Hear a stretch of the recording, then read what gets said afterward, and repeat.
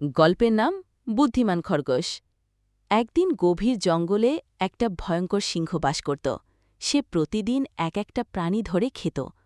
সব প্রাণীরা ভয়ে কাঁপত।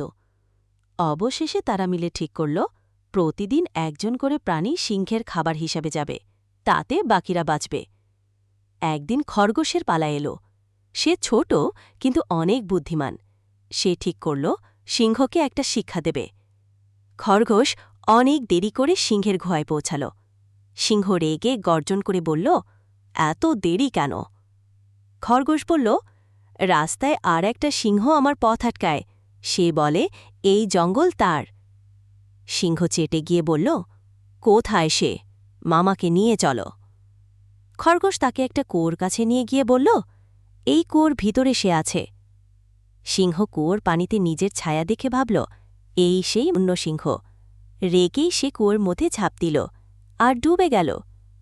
সব প্রাণী খুশিতে নেচে উঠল, আর খরগোশ হয়ে উঠল তাদের নায়ক।